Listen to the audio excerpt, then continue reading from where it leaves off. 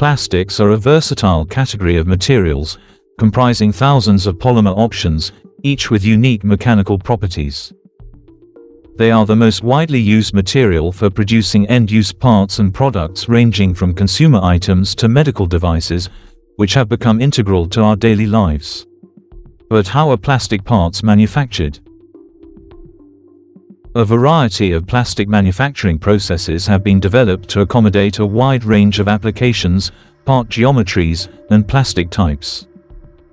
These processes include extrusion molding, injection molding, rotational molding, blow molding, thermoforming, and compression molding, among others. In this video, we will study the blow molding manufacturing process of plastic parts. Welcome to the channel.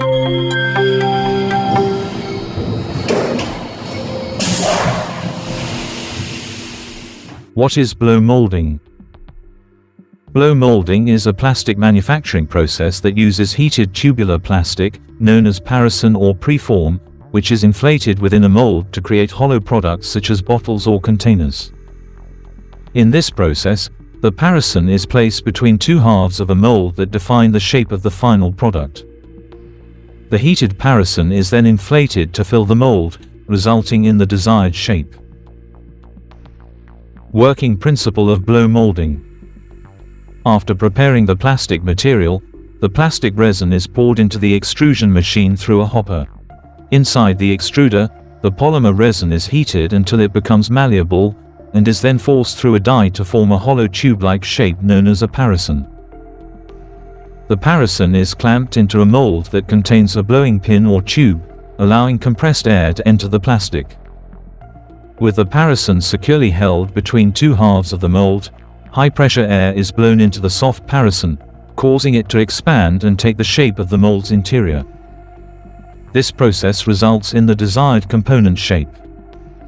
Once the product has cooled, the mold is opened, and then the finished hollow plastic item is ejected.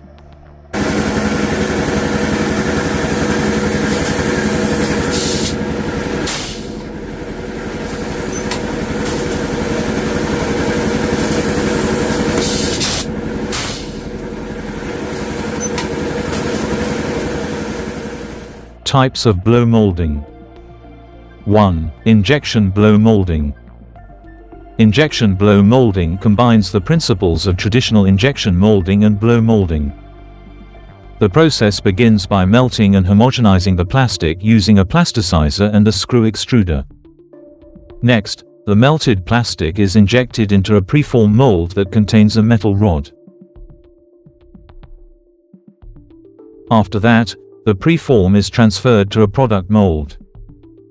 Compressed air is injected into the preform to expand it, allowing it to take the shape of the mold. 2. Extrusion blow molding.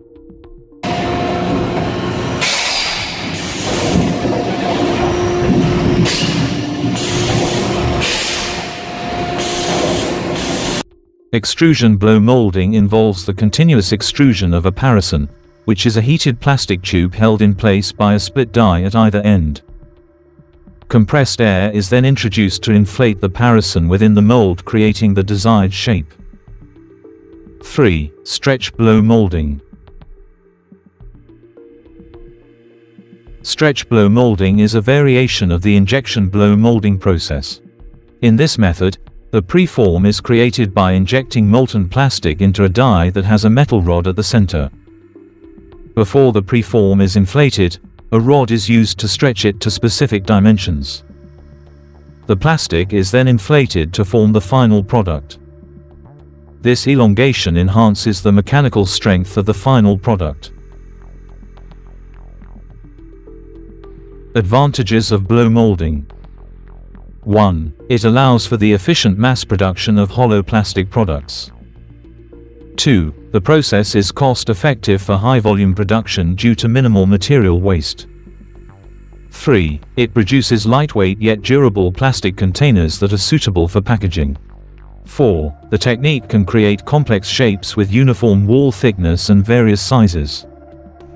5. It uses less material compared to other processes, and excess plastic can often be recycled. 6. Blow molding machines operate quickly, which reduces production time. 7. Modern machines enable automation, lowering labor costs and increasing consistency. Disadvantages of blow molding. It is not suitable for solid parts, which limits its applications. The process primarily works with thermoplastics, restricting material choices. The molds and machines can be expensive to set up. It relies on plastic materials, contributing to plastic waste and pollution if not managed properly. Maintaining uniform wall thickness in some designs can be challenging. While it can handle simple designs, achieving highly intricate details may be difficult. The heating and shaping processes can consume significant amounts of energy. We've come to the end of the video. If you found it helpful, please like and share it. Don't forget to subscribe to the channel and turn on the notifications bell for more content. Thank you for watching, and I'll see you in the next video. Goodbye.